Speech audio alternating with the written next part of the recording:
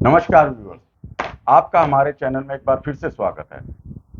7 अक्टूबर को आतंकी हमास ने इजरायल के ऊपर एक भीषण हमला किया, जिसमें सैकड़ों लोग मारे गए, सैकड़ों अगवा कर लिए गए। अभी भी बहुत सारे लोग अगवा हैं जिनका कुछ अता पता नहीं है। उसी आतंकी हमास के समर्थन में भारत में जगह जगह इस्लामिक सभाएं हुई। उसी सभाओं में से एक सभा केरल में भी हुई, जिसमें हमास के नेता शामिल थे। उस सभा के तुरंत बाद जिहोवा इस विटनेस सभा में आतंकी हमला हुआ, जिसमें कई लोग मारे गए। तो इन दोनों घटनाओं का कुछ आपस में संबंध है। इस घटनाओं की क्या पृष्ठभूमि है, इस पर चर्चा के लिए हमारे साथ मौजूद हैं रक्षा विशेषज्ञ कर्नल आर सिंह साहब। सर, आपका स्वागत है जी। सर, आप पहले तो इसकी पृष्ठभूमि समझाइए। जिहोवा विटनेस सेंटर है क्या, कन्वेंशन क्या है, और जब भी हमास के पक्ष में भारत विरोधी नारे, हिंदू विरोधी नारे, ये ऐसा क्यों? देखिए सबसे पहले आपके व्यूअर्स को मेरा नमस्कार। और आपने ये नई चैनल स्थापित की है और जिसमें मेरा पूरा सहयोग है आपके प्रति। और मैं लोगों से यही आग्रह करूंगा कि आपके चैनल को सब्सक्राइब करें ताकि हम और मेहनत से काम कर सकें। तो ये मेरी उनसे विनती है। और आप का लगाव मुझसे करीब 20 साल से है। हमने मिलकर बहुत कुछ काम किया है। मेरी जितनी किताबें हैं, मैंने जो 5-6 पुस्तक लिखी हैं, उसको तैयार करने में आपका एक बहुत बड़ा योगदान रहा है और मैं उसके लिए आभारी हूँ। और मैं आपके दर्शकों से मैं अनुरोध करूँगा कि मेरे उस आभार का वो भी हिस्सा बने। तो आपने जो सबसे पहले कहा, और बेल आइकॉन दबा के जैसा कि लाइक करें, लाइक करें, सब्सक्राइब करें इस चैनल को। तो आपने जो ये कहा कि वहाँ पे केरल के कोझिकोडे के पास, मलापुरम के पास में ये एक विशाल सभा का आयोजन हुआ। उसमें इंडियन यूनियन मुस्लिम लीग के नेता भी थे, ठीक है। और ये सभा जो थी, ये जमायत इस्लामी और उसके student wing, solidarity youth wing के नाम से उनकी एक स्टूडेंट विंग है, उसने बढ़ चढ़ के हिस्सा लिया। और आपने कहा कि हमास के नेता शामिल थे। हाँ, वर्चुअली शामिल थे। उसका नाम है खालिद मशाल। और खालिद मशाल की मैं अगर आपको पृष्ठभूमि बताऊं तो he is one of the founding fathers of Hamas. वो उसके पॉली ब्यूरो का मेंबर है। और आजकल उनकी वो पूरी फॉरेन रिलेशंस भी देखता है, उनके उसका मेंबर है। ये जॉर्डन और सीरिया से निकाला हुआ व्यक्ति है। कुवैत से इसने ग्रेजुएशन किया है। तो उसको इन्होंने बुलाया, उसको वर्चुअली, मतलब ये इलेक्ट्रॉनिक मीडियम के थ्रू। लेकिन आपने सही कहा, उससे कोई फर्क नहीं पड़ता है, क्योंकि अगर उसे वीजा का अगर वीजा का उसको फैसिलिटी दिया जाता तो वो शारीरिक रूप से वो शामिल होता। लेकिन इसमें इसमें कई लोगों ने भाषण दिए, भारत विरोधी नारे लगाए गए, हिंदू विरोधी नारे लगाए गए, कुछ ऐसे नारे लगाए गए कि बुलडोजर से हिंदुओं को, मतलब इम्प्लाइड कि उनको कुचल दो। इस तरह के नारे, आपको मालूम है किस इशारा किसकी तरफ था। और ये आपके थोगॉल, क्या नाम है इसका, जो इंडियन यूनियन मुस्लिम लीग का जो हेड है, उसने इसमें हिस्सा लिया। और उनके एक मुनीर करके है, वो आपने सुना होगा उसका नाम, जो इसका वो भी IUML, इंडियन यूनियन मुस्लिम लीग का सदस्य है, उसने भी हिस्सा लिया। इस बीच क्या होता है जितेंद्र जी की, शशि थरूर ने एक बयान दिया एक सभा में। उन्होंने कहा और उन्होंने एक लाइन कही कि हमास एक दहशतगर्द संगठन है। अब ये मुनीर जो जिसकी मैं बात कर रहा हूं, ये सब इसके पीछे पड़ गए हैं। और ये मुनीर ने कहा कि हमास ने तो केवल 1400 मारा था, लेकिन ये तो डिस्प्रपोर्शनेट रिस्पॉन्स हो गया, और ये डिस्प्रपोर्शनेट रिस्पॉन्स में इन्होंने 6000 पैलेस्टीनियंस को मारा। तो मेरी एक ये जो पूरा जो हमारे देश में डिबेट चल रहा है, मैं एक बुनियादी सवाल पूछता हूं कि आप पर किसी ने इतनी भारी मात्रा में जो आपने शब्द यूज किया, एक भीषण आतंकवादी हमला किया, तो आप जवाबी कार्रवाई से क्यों इतना घबरा रहे हो? बिल्कुल। क्यों यहां हल्ला मचा रहे हो? आपने आपने उनको चुनौती दी, उन्होंने चुनौती स्वीकार किया। अब वो उनका ये कर्तव्य बनता है इजरायलीज का कि ये सुनिश्चित करने के लिए कि आगे ऐसे हमला ना हो, आप ऐसी कार्रवाई ना करें। हाँ, ऐसे हमले ना हो। इस उसमें अगर वो जो भी कार्रवाई करते हैं, सब वो एवरीथिंग इज जस्टिफाइड। तो आपको इसमें इसमें घबराहट, या जो लोग यहाँ निकाल रहे हैं, अगर आप सोचते हो कि आपके जिहाद से, आपके यहाँ सपोर्ट से, आपके मूवमेंट से अगर ये रोल बैक हो सकता है, अगर ये हमास पूरे इजराइल पे कब्जा कर सकते, तो आप जाइए, लड़िए वहां पे। लेकिन मुझे तो नहीं लगता कि भाई, अगर आप पर किसी ने, मान लीजिए अगर पाकिस्तान हम पर हमला करता है, तो उसमें हम क्या प्रोपोर्शन देखेंगे? रिटेलिएट करेंगे। तो दूसरी बात, जहां तक प्रोपोर्शन की सवाल है, युद्ध में प्रोपोर्शन क्या होता है साहब? सही बात। दुनिया में हर देश इसी होड़ में लगी रहती है कि हम कम से कम कैजुअलिटीज, वो पैटर्न ने बोला था ना, एक उसने शब्द कहा था, and sorry for but he use this language, उसने कहा था कि आप, you do not win a war by dying for your country, you win a war by making the other bastard die for his country।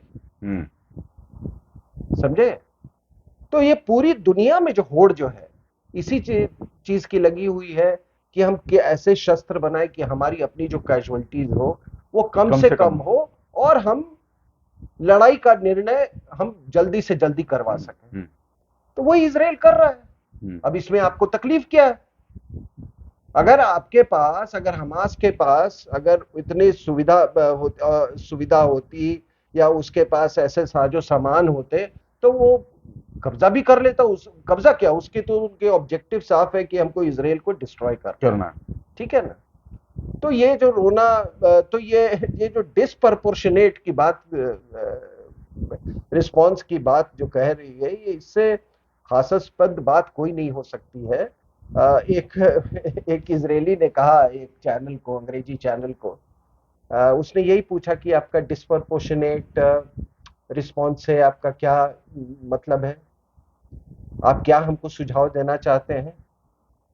कि हमारे यहाँ एक जगह योम किप्पुर को पार्टी हो रही थी, लोग नाच गा रहे थे, खुशियां मना रहे थे, तो हम भी क्या कोई ऐसा नाच गाना वाला पार्टी ढूंढे गाजा में, और फिर वहां जाएं और उन्हीं की तरह वो महिलाओं को रेप करें, और दूसरे लोग ताली बजाएं और बच्चों को एबडक्ट करवा के लिए? क्या इसको प्रोपोर्शनेट रिस्पॉन्स कहते हैं? बिल्कुल। अब होता क्या है ना कि इन्होंने, ये सब फ्रस्ट्रेशन है, कई बार मिलके इन्होंने आजमा लिया है इजराइल को, सब मिलके, ठीक है? वो सब किताबों में कहने की बातें हैं कि एक वो 1 लाख के बराबर, 65 वॉर में पाकिस्तान यही कहता था कि एक हमारा जिहादी जो है वो 1 लाख इंडियन सोल्जर्स।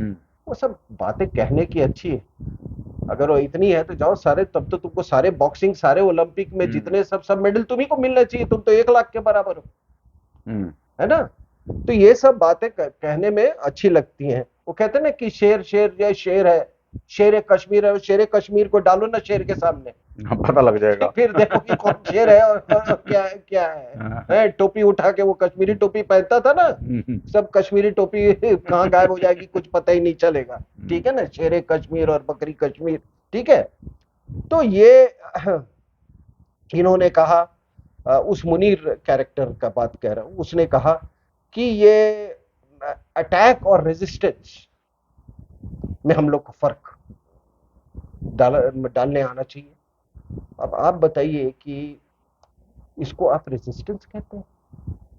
आप गए, जो गेट्स खुले हुए थे, गेट्स खुलते थे, और ये भी शायद लोगों को मैं दोबारा ये समझा दूं कि 2005 तक गाजा के अंदर में यहूदी लोग थे, इजरायली थे।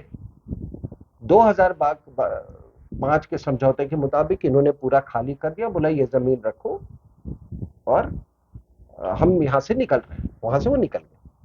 तो कई गेट्स थे, जैसा मैंने पहले कहा है, वो गेट्स के थ्रू ये काम करने जाते थे।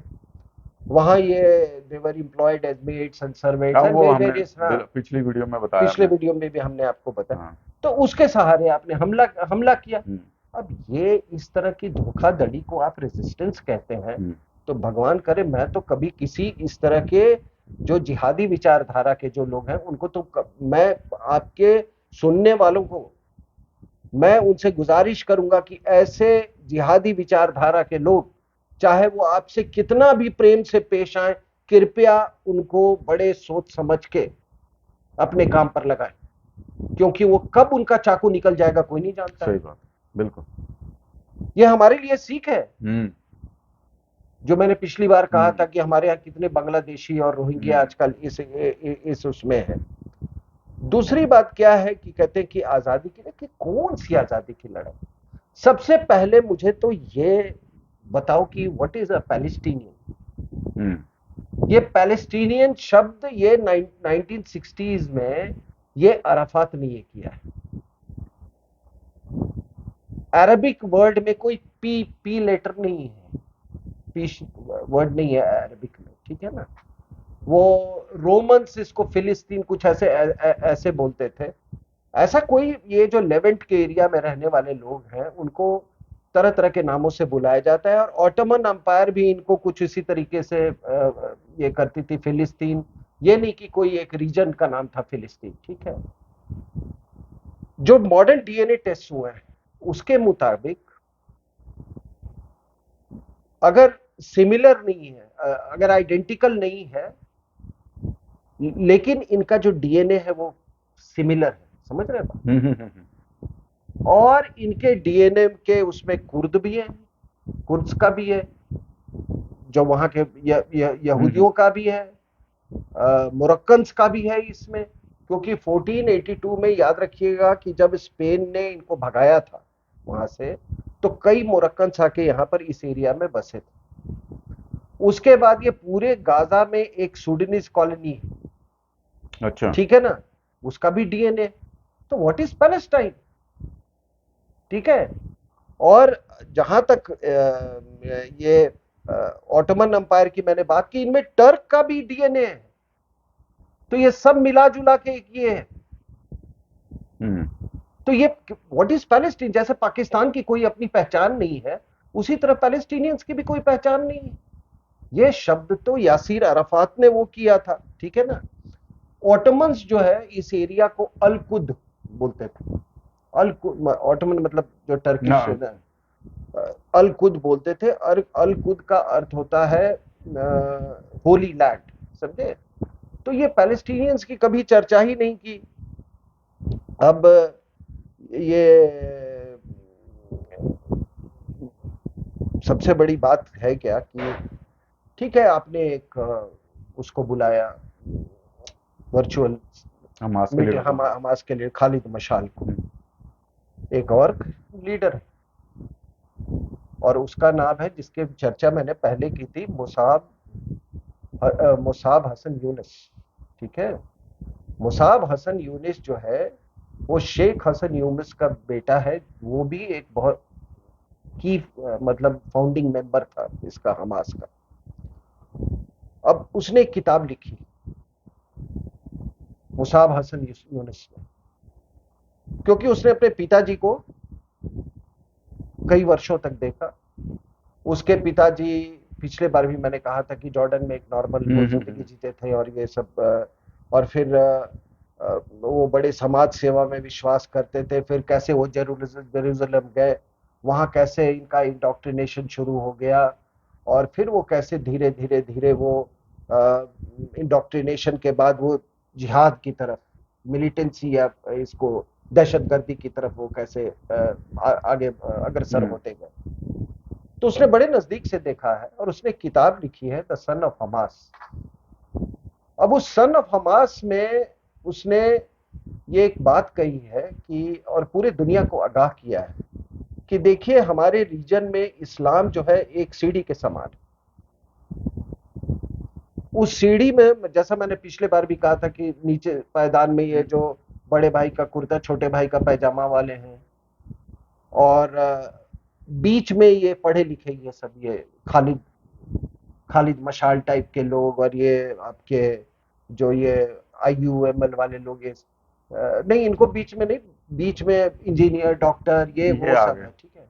और ऊपर में ये इंडियन यूनियन मुस्लिम लीग वाले नेता जैसे लोग, ये तंगहाल, और जो जिसका मैंने नाम लिया ये मुनीर जैसे लोग, तो वो सबसे ऊपर में होते। कहते इन तीनों में अगर खतरा है तो सबसे ज्यादा बीच वालों से, क्योंकि आपको ये कभी नहीं पता चलेगा कि ये कब फर्स्ट रो में चेंज हो गए, नहीं किस अगली सीढ़ी पर कब इन्होंने कदम रखे, ठीक है, इन्होंने कदम रखा तो, और कब इन्होंने अपने चक्कू निकाल लिया है आपको इसका पता नहीं चलेगा, ठीक है। तो ये जब आपने बुलाना था लोगों को, अगर इनवाइट ही करना था तो उसको क्यों नहीं बुलाया? वो तो बड़े सेंस की बात करता है, उसने भी हमास को बहुत नजदीक से देखा है, उसकी किताब पूरी दुनिया पढ़ रही है। सर एक चीज और है, हमास ने वहां अटैक किया, इजरायल उसके ऊपर कार्रवाई कर रहा है, भारत में प्रदर्शन क्यों? ये आज की घटना नहीं है सर। 1920 में मोपला अटैक हुआ, मोपला में गड़बड़ हुई थी, वो किस लिए हुई थी? खलीफा हटाया था ऑटो वहां से, तो टर्की से। तो ये क्या है इनका? भारत विरोधी नारे क्यों? और हिंदुओं से क्या ऐसी प्रॉब्लम, हिंदू विरोधी नारे क्यों? जितेंद्र जी, आपने बहुत, उनका संबंध क्या है? उनके साथ क्या संबंध है? ये एक आपने बहुत ही एक गंभीर सवाल पूछा और बड़ा अच्छा सवाल है। तो मैं आपको बता दूं कि हमारे यहाँ का दुर्भाग्य क्या है कि जब इन्होंने, हमारे यहाँ मुसलमानों ने, जो जिनके पूर्वज हिंदू थे, तो जब इन्होंने मजहब का परिवर्तन किया तो ना केवल इन्होंने मजहब का परिवर्तन किया, अपने इतिहास और भूगोलिक जो सेंस है, जो चेतना है, उस चेतना को भी उन्होंने मार दिया, बदला। इनके इनके तीर्थ स्थान बदल गए, इन्होंने अपना इतिहास बदलने, और इतिहास यहां तक बदला कि जो आक्रांताओं की जो इतिहास था, जो जो जो उनकी उपलब्धि थी, जो उनका दर्द था, या यूं कहें जो उनका गुस्सा था, वो सबके हिस्सा बना लिया। अब आप बताओ कि यहाँ पे आप लोग छाती पीटते हैं मुहर्रम में, हाँ, ये कब इनके उसका हिस्सा थे ये लोग? जो 17वीं शताब्दी 18वीं शताब्दी में जो मुसलमान बना, उसको क्या मतलब है? और अगर किसी को छाती पीटने का यहाँ पर अगर हक है तो वो तो ये दत्त लोग का है, जिन्होंने हुसैन के लिए लड़ा था, है? वो तो नहीं मुसलमान बने। और वो भी अपना तजिया निकालते हैं, बाय द वे, वो तजिया निकालते हैं, लेकिन ये सब वो जो खून खराबा जो होता है, वो अपने आप को प्रताड़ना देते, वो सब नहीं करते हैं। तो आपने उनको, आक्रांताओं का इन्होंने इतिहास भी अपना लिया। ये इसका क्या इलाज है, आप बताइए। तो इसीलिए इनको लगा कि हम तभी सच्चे मुसलमान बन सकते हैं जब हम हिंदुओं से नफरत करें और इतिहास, अपने पूर्वजों को जितना गाली दें। तबलीगी जमात भी इसीलिए बनी थी, देवबंद भी इसीलिए बनी थी। कि किस तरीके से हिंदुओं को, मतलब अपने हिंदू जो हमारा जो वातावरण है, हमारा पूर्वजों का जो इतिहास है, उससे हम कितना अलग होते, और वो अलग होते होते होते ये बिल्कुल दहशतगर्दी की तरफ हो चले गए। ये इसका कारण है। तो इसीलिए, वरना पैलेस्टाइन, जिसको पैलेस्टाइन बोलते हैं, इससे इनका कुछ लेना लेना देना देना नहीं नहीं है। और जितनी गंदी चीजें हमारे यहाँ, जो मैं मुसलमानों की बात कर रहा हूँ, खास करके कश्मीर के मुसलमान, वो सब इन्होंने पैलेस्टीनियन से सीखा है। जैसे कि पत्थरबाजी, जिसको संगबाजी भी कहते हैं, वो पैलेस्टीनियन से कहता है। उसी आधार पे इंतिफादा, जो ये क्या है? पैलेस्टीन, इंतफादा वो रेजिस्टेंस की, मतलब इंतफादा को स्ट्रगल बोलते हैं, वो भी अच्छा। पैलेस्टीनियंस का टर्म है, जो वो भी उन्हीं से लिया। ये सारे टर्मिनोलॉजी तो इनका मतलब ये है, प्रेरणा, मतलब एक बहुत बड़ा प्रेरणा है उससे। अभी ये लोग ये भी बात करते हैं कि हमारी तो नीति रही है कि हम पैलेस्टीनियंस का हम ये कर रहे हैं। लेकिन हमास की तो नहीं है ना। तो वही वो वही मैं आतंकी हमास के वही खिलाफ है मैं हम कह तो। रहा हूँ कि देखिए, कई ऑर्गेनाइजेशन है, पैलेस्टीनियन इस्लामिक जिहाद जिहाद है, हम्म। फतह है, पीएलओ है, ठीक है ना, popular popular front of Palestine, ऐसे करके भी ऑर्गेनाइजेशन है, ठीक है ना। जैसे हमारे यहाँ पीएफ है ना, तो हम्म। उनका भी पीएफपी है, ये ऑर्गेनाइजेशन, ये सारे कई तरह के ऑर्गेनाइजेशन। और मैंने जैसे कहा कि वेस्ट बैंक में भी पैलेस्टीनियंस है, और इसराइल के अंदर भी पैलेस्टीनियंस, उसकी तो चर्चा ही नहीं। इसको, हमास को पैलेस्टाइन इशू से जोड़ना, ये अपने आप में ये विचित्र बात क्यों। लेकिन दुर्भाग्य है कि हमारे यहाँ ये सब हमास को वही चश्मे से देख रहे हैं। और अगर ये रेजिस्टेंस मूवमेंट है, तो फिर इसका मतलब बार बार ये करना जायज है, हम्म। हम्म। ठीक है। अब हम आते हैं इसमें कि आपने कहा जियोवा, उसके बाद एर्नाकुलम जिले में जियोवा विटनेस के उसमें कन्वेंशन, हाँ जी। उनका कांग्रीगेशन था, हम्म। उसमें 2000 से ज्यादा लोग इकट्ठे थे। What is Jehovah witness, you must understand. ये एक 1887 के आसपास में एक बाइबल स्टूडेंट बाइबल मूवमेंट, या स्टूडेंट मूवमेंट टाइप का एक चला था, यूथ मूवमेंट। तो इन्होंने कहा कि हम कैथोलिक्स के भी हम अगेंस्ट हैं, प्रोटेस्टेंट्स के भी ये हैं। हम बाइबल में तो मानते हैं, लेकिन जो होली ट्रिनिटी है उसमें हम नहीं मानते हैं। होली ट्रिनिटी का मतलब father, Jesus and Holi spirit, अच्छा। हम उसमें नहीं विश्वास करते हैं।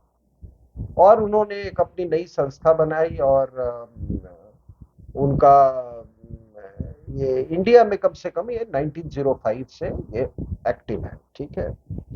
और मेरा अपना भी कुछ इनके साथ कुछ मेरी भी ताल्लुकात रही है, इन द सेंस कि मैं जब टीनेजर था, तो एक कुछ जिहोवा विटनेस वाले अंग्रेज घूमते रहते थे हमारे कॉलोनी में, ठीक है। और बड़ी प्यारी बातें करते थे, ठीक है ना, मतलब जैसा हम्म। मिशनरीज का होता है, ठीक है। और वो बार बार घर पहुंच जाए, till my father through them out, ठीक है। लेकिन हमारे पड़ोस में एक लड़का था, वो मुझसे 5-6 साल बड़ा था, वो इनकी चपेट में आ गया। और बड़े अच्छे घर का लड़का, और वो आज तक गायब है। ये मुझे मुझे लगता है कि he disappeared somewhere around 77-78, अच्छा। और आज तक उसका वेयर अबाउट्स का पता नहीं। एनीवे, जो जो भी है इसका, हाँ। तो ये इनकी एक और कहानी है कि ये किसी राष्ट्र पे बिलीव नहीं करते। एक केरला के एक स्कूल में कुछ 3-4 जिहादी बच्चे थे, उन्होंने नेशनल एंथम गाने से मना कर दिया, उनको स्कूल से निकाल दिया गया। हाई कोर्ट ने केस हाई कोर्ट में गया, हाई कोर्ट ने उनको उनके स्कूल के डिसमिसल से अपनी सहमति जताई, बोला हाँ बिल्कुल, हाँ मैं उसको निकाल खारिज। देना। हाँ। लेकिन 1986 में ये लोग सुप्रीम कोर्ट गए और बड़ा वो एक फेमस केस है Vijay Emmanuel versus state of India करके, तो उसमें उन्होंने कहा कोर्ट ने कि नहीं, अंडर आर्टिकल 25 इनको फ्रीडम ऑफ रिलीजन का इनको पूरा हक है नेशनल एंथम नहीं गाने का। बेइज्जत नहीं कर सकते तो नहीं चाहते, अगर नहीं गाना चाहते तो नहीं। तो आपको तो मालूम है ना कि राष्ट्र निर्माण में हाँ। हमारी न्यायपालिका का क्या हम्म। योगदान है, आप समझ रहे हैं, समझे कि नहीं? आप तो जानते ही, रोज पढ़ ही रहे हैं आप। बिल्कुल। ठीक है। तो यहाँ पर ये बॉम्ब ब्लास्ट हुआ।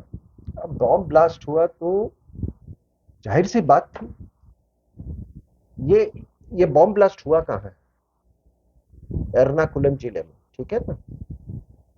एर्नाकुलम जिले के मैं कुछ आपको पृष्ठभूमि बता दूं कि ये वही जगह है जहां एक हाथी के उसमें उन्होंने कोकोनट में बॉम्ब डाल के एक हाथी को मार दिया था। ठीक है। हाँ ठीक है, ठीक ये वही जगह है जहां पे, वही जिला है जहां पे फादर जोसेफ का हाथ काट गया। है। अच्छा। ये वही जिला है जो कि ये लव जिहाद में आपका जो केरला पिक्चर थी स्टोरी। केरला स्टोरी में ये बड़ा प्रोमिनेंटली फिगर करता है। ठीक है। ये वही जगह है, जिला है जहां से मैक्सिमम लोग भेजे जाते थे आईएसआईएस के लिए। अच्छा। ठीक है। तो ये तो वहां पे हवा में है। तो ये जो डोमिनिक नाम का आदमी जिसने कुछ देर के बाद एक वीडियो जारी किया और बाद में पुलिस रिस्पॉन्सिबिलिटी ली थी, हाँ। रिस्पॉन्सिबिलिटी ली। अब उसको 50 साल का व्यक्ति, ये दुबई में काफी साल था, शायद 2 साल पहले आया दुबई से, तो उसने ये किया कि ये लोग बहुत राष्ट्र विरोधी इनकी विचारधारा थी, मैं फेडअप हो गया था और इसलिए मैंने बॉम्ब कर दिया। ये जो एक घटना हुई, एक जिहादी घटना हुई, ठीक है, और उसके बाद एक ऐसी घटना हुई, ये हम पहली बार नहीं देख रहे। पहली बात कि ये आदमी कोची से चलकर क्यों आया इतनी दूर? ठीक है, वो चाहता तो कहीं और कर सकता था। ठीक है, घटना। दूसरा, जो उसने आईईडीज इस्तेमाल किए उसमें टिपिकल इंडियन मुजाहिदीन का सिग्नेचर है। ठीक है। और मैं कह रहा था कि ये स्क्रिप्ट को ना जो वहां के लोग हैं, जो केरला, मैं क्या कहूं, जो केरला की सरकार है, वो थोड़ा ज्यादा ही इस स्क्रिप्ट को, जब आप बड़े बेवकूफों की तरह इस्तेमाल करते हो ना, तो लोग समझ जाते हैं ये बात। अब इसके पहले मैं बताता हूँ, ऐसा ही एक स्क्रिप्ट इन्होंने लिखा था। बात 31 मई की है, इसी साल के 31 मार्च की। 31 मार्च में को एक लड़का, एक मुस्लिम यूथ, नाम उसका शाहरुख, वो जाता है केरला। वो कौन सा जनसंपर्क एक्सप्रेस कुछ ऐसे, वो एक जगह है शोरानूर, वहां पर वो पेट्रोल खरीदता है। उसके बाद पेट्रोल खरीद के एक वो दूसरा ट्रेन जो कन्नूर जा रहा है उस पर सवार होता है। ठीक है। इस घटना का जिक्र सर आपने अपनी किताब में भी किया बिल्कुल हुआ है। बिल्कुल बिल्कुल बिल्कुल बिल्कुल बिल्कुल। इसमें कोई ऐसी चीज जो अभी हो रही है नहीं है जो ना लिखी गई हो इसमें, इस किताब में। तो वो गया, उसने वो एक, जब ट्रेन एक ब्रिज को निगोशिएट कर रहा था, उसने तेल फेंका और पैसेंजर्स को आग लगा दी। एक परिवार तो पूरा कूद गया, उसमें 3 आदमी थे, तीनों के तीनों मारे गए और कोई 9 बुरी तरह जल गए थे। अब कोई आदमी, सोचिए, ये शाहीन बाग का रहने वाला था। शाहीन बाग से उठ के वो गया कन्नूर, क्योंकि ये पूरा जो कन्नूर, कोझिकोड, मल्लापुरम, वायनाड, ये पूरा एरिया जो है ये जिहादी का हब है। ये यही एरिया है जहां पे ये आपका मुपला हिंदू जेनोसाइड हुआ था। ठीक है। तो वहां गया उसने और जब ये घटना घटी फिर उसको महाराष्ट्र एटीएस ने पकड़ा, एनआईए के वो फिर उसको अरेस्ट किया वगैरह वगैरह। अब होता क्या कि उसके ठीक महीने के बाद फिर पता चला कनूर में एक और बोगी में आग लग गई, लेकिन वो बोगी खाली थी। फिर कहानी क्या बनाएगी, ठीक है, कि एक लड़का, नाम उसका कोई सिकदर सिकदर था, उसने आग लगाई और वो जो बोगी जो थी वो बिल्कुल ये भारत पेट्रोलियम कॉर्पोरेशन लिमिटेड के जो भंडार था उसके बिल्कुल बगल में, मतलब कुछ दूर पे खड़ी थी। तो इन्होंने कहा ये जो सिकदर है ये हिंदू है और कोई इसकी 45 साल की इसकी आयु रही होगी, जो उनका स्टोरी है। और इन्होंने ये बॉम्बे सॉरी मुंबई और कलकत्ता में कई होटलों में काम करता था, उसके बाद वहां से उसको निकाल दिया गया और ये उसके बाद ही बिकेम एन आइटिनरेंट बेगर, मतलब जगह जगह भीख मांगने वाला व्यक्ति।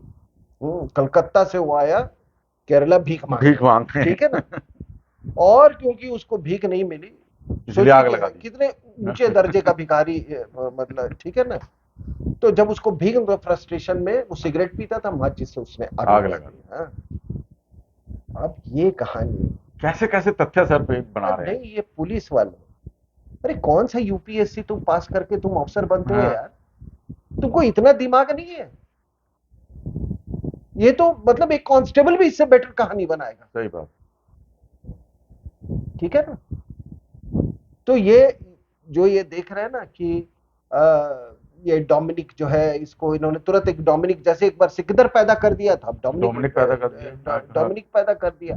तो ये कहानी अब इनकी स्क्रिप्ट जो है ये बहुत वो हो चुकी है। सर वहां तो गवर्नमेंट लेफ्ट की है केरल में, वो जिहाद को क्यों पनपने देंगे? वो जिहाद में because 43% of the population is Kerala Islamic नहीं, मतलब माइनॉरिटीज की है, जिसमें कोई 26% के आसपास मुसलमान है और 18% जो है वो क्रिश्चियंस है, ठीक है।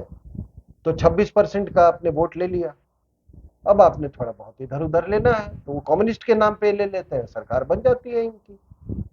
अच्छा, अब इनका क्या है कि थोड़े से ये कांग्रेस और सीपीएम, हालांकि उनके लीडर्स ने अलग अलग स्टेटमेंट दिए हैं, लेकिन थोड़े गार्डेड है, वो इतना खुल के समर्थन में, क्योंकि क्रिश्चियंस लव जिहाद का बहुत शिकार बने।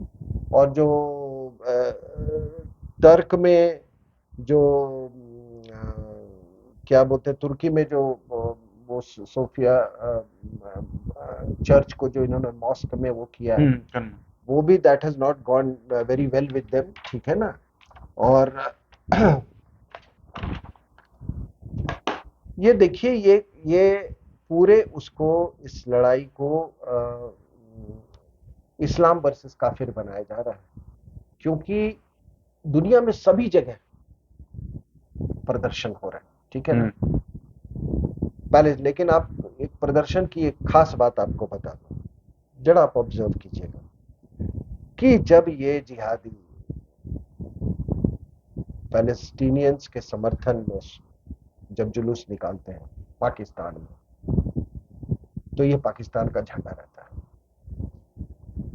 तुर्की में निकालेंगे, तुर्की का झंडा रहेगा, कहीं भी निकालें। लेकिन जब भी हिंदुस्तान के नए यूरोपियन कंट्रीज में, अगर फ्रांस में निकाल रहे हैं तो फ्रांस का झंडा नहीं रहेगा, वो झंडे को जलाएंगे ये।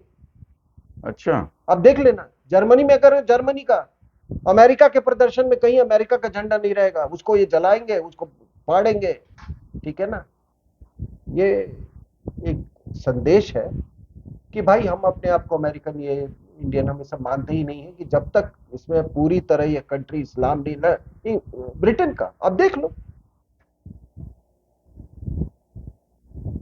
तो ये कोई वो नहीं है इस्लाम वर्सेस काफिर, ठीक है ना, ये सबके खिलाफ है। लेकिन चाइना की बारी आती है तो कुछ और हो रहा है। वो लेफ्टिस्ट है ना, तभी पॉलीब्यूरो इनका होता है, पॉलीब्यूरो इनका होता है, सोच एक सी है, ठीक है ना, दोनों हिंसात्मक मर्डरस आइडियोलॉजीज है, ठीक है ना। और ये अभी आपने देखा कि ये दागिस्तान में कल क्या हुआ, कल की घटना है। दागिस्तान, अगर आप रशिया का मैप देखोगे तो जहां कैस्पियन सी का जो नॉर्थ वेस्टर्न टिप है ना, एक छोटा सा इलाका है दागिस्तान, वो सुन्नी मेजॉरिटी, ठीक है ना। तो जब ये सोवियत यूनियन का ब्रेकअप हुआ था तो उसी के बगल में चेचनिया है, इन सब ने मिलके अपने आप को इंडिपेंडेंट डिक्लेयर करने की कोशिश की थी, इनको क्रश कर दिया गया था। तो वो एक बड़ा चिंता वाला एक दृश्य है, चिंता की कि वो प्लेन लैंड किया है कि इसराइल का, और लोगों ने मतलब पूरा उन्होंने रनवे को इन्वेड कर लिया, तोड़ फोड़ मतलब कर दिया पूरा उसके एयरपोर्ट पे, और वहां से जो उसमें यात्री थे उनका वीजा चेक करने लगे, वो करने लगे। अगर यही चीज अमेरिका में होने लगे, अगर यूरोप में होने लगे, और ये दागिस्तान ही क्यों, जो राहुल गांधी उज्बेकिस्तान के यात्रा पे गए थे, ये सब कोऑर्डिनेटेड है। उसमें चाइनीज रिप्रेजेंटेटिव भी थे, उसमें जिहादी संगठनों के भी लोग थे, और उसी मीटिंग में ये दागिस्तान वाली ये चीज जो है वो डिसाइड हुई थी। मैं अपने सूत्रों से आपको कह रहा हूं, क्योंकि सॉरी राजीव, राहुल गांधी और उसकी माता इस बात को, उन्होंने वो बात इनको बहुत पहले समझ में आ गई थी कि अगर हम भारतीय सेंटिमेंट्स के आधार पर अगर हम चुनाव जीतना चाहे, या भारतीय संस्कृति के आधार पर, या भारतीयता के आधार पर, ठीक है, या सनातन के आधार पर, तो हम ये नहीं जीत सकते हैं। तो ये जितनी उल्टी सीधी ताकतें हैं, जिहादी हो गए, जॉर्ज सोरस हो गया, ये आपका कुछ एलिमेंट्स हैं चर्च के, और ये सब, इसीलिए इन्होंने ये पैलेस्टीन का इशू इन्होंने उठाया है, ठीक है ना। तो सबको ये ताजुब हो रहा था कि उज्बेकिस्तान वो क्यों गए, और उज्बेकिस्तान से, और ये क्या है, स्मगलर की तरह ये हर दो हफ्ते जाता रहता है। बिल्कुल।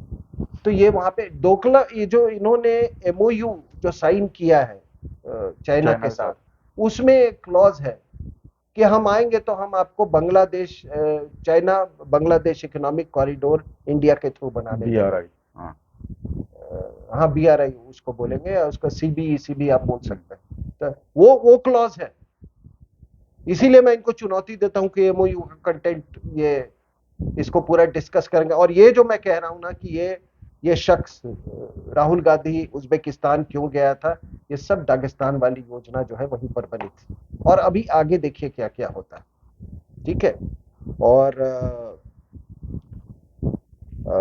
सबसे बड़ी चीज है कि मैं लोगों को बता दूं, अब आप बताइए कि तुमको किसी आक्रांता ने सारी गंदगी तुम में डाल दी, हम उस गंदगी से बचे रहे, हम गंदा, तुम्हारी गंदगी का बोझ हम क्यों उठाएं, हम तुम्हारे गंदगी का बोझ क्यों उठाएं। हम तो एक सनातनी, हम देख रहे हैं कि हमारे देश को, हमारे संस्कृति को किससे लाभ हो रहा है, और कौन हमारे लिए, कौन हमारे, किसका हम अनुयायी हो सकते, किसका हम अनुसरण कर सकते हैं। अभी जितेंद्र जी, खुमैनी ने एक आह्वान दिया कि यहूदियों के द्वारा बनाए गए जितनी चीजें हैं उसका बहिष्कार करो, बाइकआउट करो, ठीक है। अब मैं आपको बता रहा हूं कि किस किस चीज का इनको बहिष्कार करना पड़ेगा, ठीक है। सबसे पहले एक सिफिलिस जो एसटीडी है, सेक्सुअली, एक मिनट, सिफिलिस, उसका जो मेडिसिन है वो है सल्वारसन, ठीक है। और उसको टेस्ट करने की जो एक वॉजरमैन टेस्ट एक है, वो यहूदियों के द्वारा बनाया गया है। दूसरा, जो दिल की बीमारी से संबंधित डिजिटलिस है, वो किसी भी डॉक्टर या उसमें इस्तेमाल होता है डिजिटलिस, वो भी यहूदियों ने बनाया है। टूथेक के लिए हम लोग नोवोकैन इस्तेमाल करते हैं, वो इजराइल वो उन्होंने यहूदियों बनाया। का। पता नहीं उसका दांत जब दर्द होता होगा तो वो क्या लगाता है। और बता रहा हूँ मैं, नहीं डायबिटीज। सर, मेरा तो कहना है इन्होंने क्या बनाया है जो नहीं, ऐसी उसका बात उसका कर रहे उसका भी सुनिए। डायबिटीज, इंसुलिन जो है ना, वो भी एक यहूदी ने बनाया है। ठीक है। उसके बाद ट्यूबरक्लेस, जो ट्यूबरक्लोसिस के हैं। लिए स्ट्रेप्टोमाइसिन, ठीक है, वो भी एक यहूदी ने बनाया है। पक्का ये सारे दवाई जो मैं बोला ना, शुरू वाला से लेके ये खुमैनी इस्तेमाल करता होगा इनकी। ठीक है। और बता रहा हूँ, ये जो बात करते हैं ना सेल फोन से, इसका मालूम है इसका आविष्कार किसने किया है? एक मार्टिन कूपर नाम के आदमी, वो भी एक यूक्रेनियन जू था। ठीक है। तो ये जो वर्चुअल मीट जो कर रहे हैं ना, हाँ, वो ये भी ये वो सर। वो कोई किताबी हाँ। बात नहीं है। तो हम पागल है कि हम इन जानवरों के पीछे हम अपना समय व्यर्थ करेंगे? बिल्कुल। हम तो उसके पीछे जाएंगे। और ये भी जान लें कि ये जो इस्लामिक बॉम्ब की बात करते हैं, अरे यार, तुमको 1400 साल में तुम्हारी औकात देख ली। आपको बता रहा हूं मैं,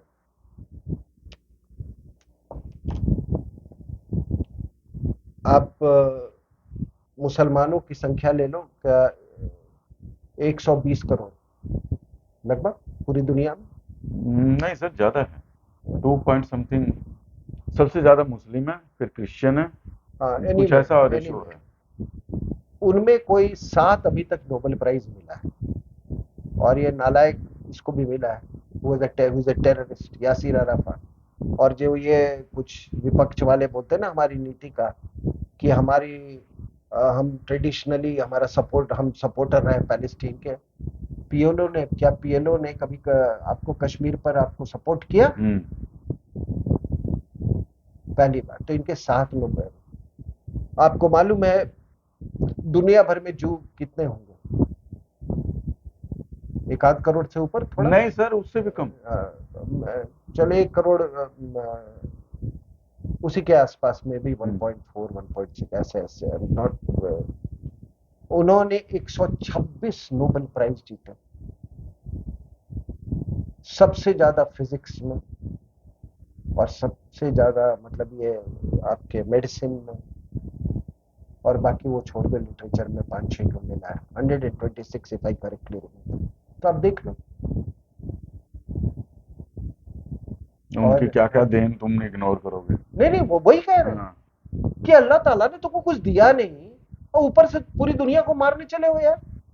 आतंक मचा रखा है, नाक में दम किया हुआ है पूरी दुनिया वही में। वही मैं कह रहा हूँ कि दूसरी बात आप देख लीजिए इसका, कि ये जो बार बार कहते हैं इस्लामिक बॉम्ब बुका है, मैंने कहा ना कि ये ओपनहाइमर भी है। ओपन है। ओपनहाइमर वो भी जू था। आइंस्टाइन जो इसने ये स्क्वायर जो कि फॉर्म्स द बेसिस, ठीक है ना, of atom bomb. Atom bomb, वो भी वो एक जीव था। यहूदी मेन्यूहीन जो इतना बड़ा वायलिनिस्ट था, वो भी जू था, यहूदी था। अब लोग कह रहे हैं कि इसको कृपया उसके उस पे नहीं देखें, चश्मे से नहीं देखें। क्या मजहब के चश्मे से? मजहब के चश्मे से कैसे ना देखूं? तुम पैलेस्टीनियंस के बारे में कुछ बात नहीं कर रहे हो। हाँ। जो अंदर में है इजराइल में, इसराइल के। हाँ। उनके बारे में बात नहीं कर रहे हो। तुम वेस्ट बैंक वाले की बात नहीं करो, तुम महमूद अब्बास की बात नहीं करो, तुम केवल हमास की बात हमास कर की रहे हो। बात कर रहे हो। हाँ। क्योंकि इनको पसंद है, उठा लिया, रेप कर दिया, ये ना बड़ा इनको खुशी होता है। वही वही वाली खुशी होती कि पहला बकरा जब काटा था। ठीक है। तो वो इसी चश्मे से देख रहे हैं। आप बताओ, आज तक आपने सुना है कि कोई जू ने सुसाइड बॉम्बिंग किया? किसी जू ने ओलंपिक में जाके लोगों को मार दिया है? कभी सुना है आप? सर एक चीज और, कतर क्यों आजकल ज्यादा ही इस मामले में, कतर का भी कुछ आ रहा है। नहीं, कतर का क्या है कि इट इज वो तो समझ लो सर सुनो। अमेरिका का ही पिट्ठू है। उसका क्या है कि दुनिया की जितनी दहशतगर्दी संगठन है और छटे हुए बदमाश हैं, उनको कतर में पनाह मिलती। जैसे जाकिर नाइक, तालिबान का ऑफिस वहां था, हमास का वहां था, पैलेस्टीनियन का अगर कोई सबसे बड़ा इनको उकसाने वाला अगर कोई चैनल है तो वो है अल जजीरा। ठीक है, जो कतर से वो करते हैं। और इन नालायकों को हुआ क्या है कि उसको इनको पहले तेल मिल गया था, गैस, इसको कतर के पास गैस बहुत है। और if I am not wrong 48% हमारे जो गैस का रिक्वायरमेंट्स है वो कतर से आता है। ठीक है, लेकिन आपको एक गुड न्यूज मैं बता दूं कि अभी एक डील साइन हुआ है मलेशिया के साथ। हम अमोनिया और ज्यादा प्रोड्यूस करने वाले हैं, और हम उसके द्वारा, मतलब जब अमोनिया का ये होगा उससे हम अपने, आपको यहाँ 62 गैस फायर्ड प्लांट्स हैं इंडिया में। ठीक है ना, I think 6% of our needs. तो वो हम उसकी हम ऑल्टरनेटिव हम निकालने की कोशिश कर रहे हैं। दूसरी आज की एक और सबसे बड़ी खबर है कि हम कोई 20-22 जहाज बनाने वाले हैं इसके लिए, ईरान के लिए। हमारे यहाँ लोग कहते थे ना कि हमारे यहाँ शिप बिल्डिंग बहुत हम पीछे हैं, ये 22 शिप का हमको ऑर्डर मिला है, और हमने एक रशियन फर्म को मात देके, और 2027 तक ये जितने ये मर्चेंट शिप्स हैं उनको हमने बना के उनको हैंड ओवर कर दिया गया है। तो अब आप हिंदुस्तान की शाख देखो, और ये अपने तेल इनके धरे के धरे रह जाएंगे। ठीक है ना, पहले भी कोई हम्म। मिट्टी का ही तेल बोलते थे ना, हम्म। वो मिट्टी का ही तेल रह जाएगा, और गैस कहीं और रहेगा इनके। ठीक है, ऐसे ही इनको गैस की बीमारी बहुत ज्यादा होती होगी। ठीक है ना, अब फिर यहूदियों के द्वारा बनाए हुए मेडिसिन खाते होंगे। ठीक है ना, तो यही यहीं पर मैं अपनी बात समाप्त करूंगा। और व्यूअर्स, आपके भी कोई प्रश्न हो वो आप हमें कमेंट बॉक्स में जरूर दीजिएगा ताकि उसको हम कवर करने की कोशिश करें। आपको ये चर्चा जरूर पसंद आई होगी। चैनल को जरूर लाइक और सब्सक्राइब कीजिए। धन्यवाद। सिंह साहब, आपका बहुत बहुत धन्यवाद।